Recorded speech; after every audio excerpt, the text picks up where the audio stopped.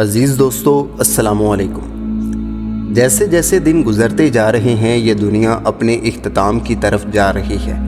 حدیث مبارکہ میں اس آخری دور کے متعلق کچھ نشانیاں ملتی ہیں، جن میں سے ایک اہم ترین نشانی امام مہدی کا ظہور ہے، جن کا انتظار پوری مسلم دنیا کر رہی ہے۔ اس سلسلے میں ایک حدیث حضرت ثوبان سے روایت ہے کہ رسول اللہ صلی اللہ علیہ وآلہ وسلم نے فرمایا، 3 آدمی تمہارے خزانے کے لیے آپس میں لڑیں گے، ان میں سے ہر ایک خلیفہ کا بیٹا ہوگا، لیکن یہ ان میں سے کسی کو نہیں ملے گا۔ پھر مشرق کی طرف سے سیاہ جھنڈے آئیں گے اور تمہیں بے مثال قتل کر دیں گے۔ پھر آپ صلی اللہ علیہ وآلہ وسلم نے ایک ایسی بات کا ذکر کیا جو مجھے یاد نہیں۔ پھر فرمایا کہ جب تم اسے دیکھو تو اس سے بیعت کر لو، خواہ تمہیں برف پر رینگنا پڑے، کیونکہ وہ اللہ کا خلیفہ مہدی ہے۔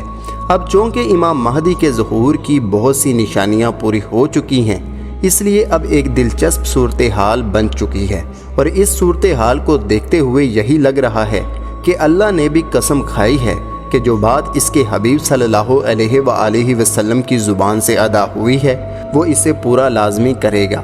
اب ایک بات یاد رکھیے گا کہ سعودی بادشاہ بھی ان علامات کو دیکھ سکتے ہیں، اور وہ بھی اپنی حکمرانی کو بچانے کی پوری کوشش کر رہے ہیں۔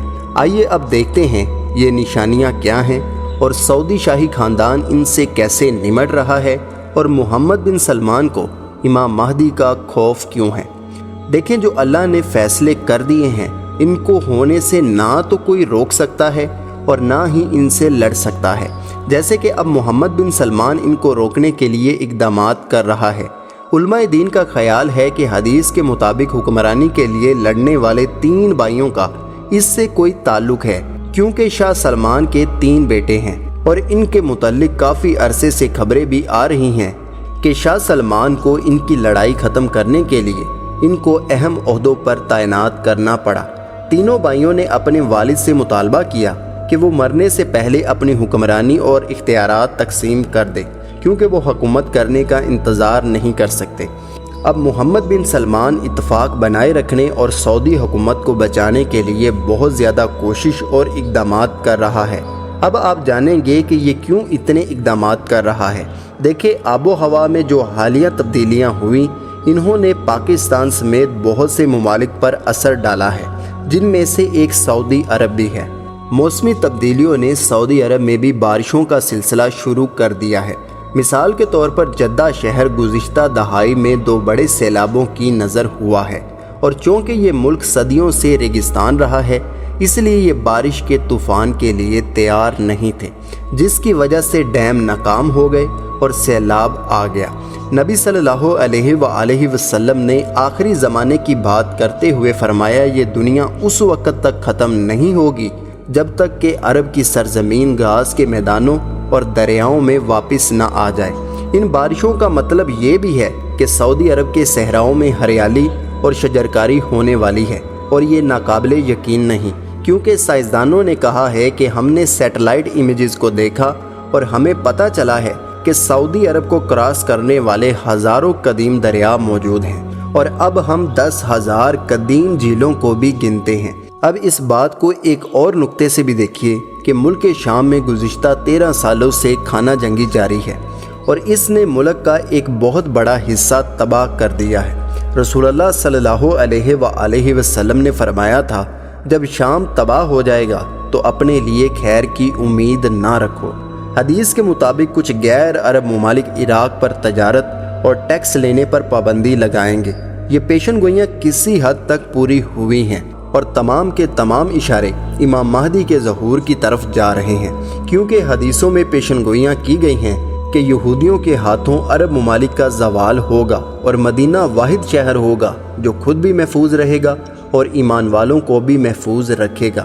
اگر ہم آج کے حالات پر نظر ڈالیں تو عرب ممالک کا زوال شروع ہو چکا ہے، کیونکہ سائنس کی ترقی نے آمد و رفت اور توانائی کے شمسی اور برقی ذرائع پیدا کر دیے ہیں، جس کی وجہ سے بین الاقوامی منڈی میں تیل اور پیٹرول کی قیمتوں میں کمی آ چکی ہے۔ ان عرب ممالک کے پاس تیل کے ذخائر کے سوا کچھ نہیں ہے جس پر انحصار کیا جائے۔ اگر ہم سعودی عرب میں موجودہ حکومت کی طرف سے اٹھائے گئے مایوس کن اقدامات کو دیکھیں तो वो इजराइल और मगरबी ममालिक के साथ तजारत के लिए मजबूत ताल्लुकात बना रहे हैं। मोहम्मद बिन सलमान ने म्यूज़िक कॉन्सर्ट करवाए, क्लब्स खुलवाए, डांस और सिंगिंग के नेशनल टीवी पर प्रोग्राम चलवाए, जिसने खित्ता अरब की पूरी तस्वीर बदल कर रख दी। ये सब इसके मगरिब को बताने के तरीके हैं कि अरब इनसे हाथ मिलाने के लिए तैयार है। मोहम्मद बिन सलमान ने न्योम सिटी को सियाहती मुकाम बनाने के लिए मेगा प्रोजेक्ट शुरू किया है, जो अरब को दुनिया के साथ जुड़ने में मदद देगा और इसके मजबूत इत्तेहादी होंगे और मौजूदा हुकूमत भारी रकम कमाएगी।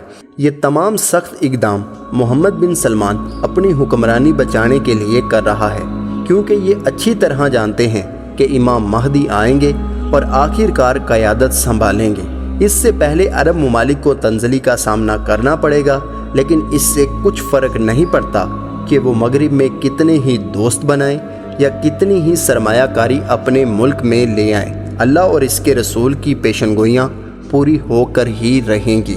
आप इसके बारे में क्या कहते हैं? अपनी कीमती राय का इजहार लाजमी कीजिएगा। वीडियो पसंद आए तो वीडियो को लाइक करें, चैनल को सब्सक्राइब करना मत भूलिएगा। अल्लाह हाफिज़, अल्लाह निगहबान।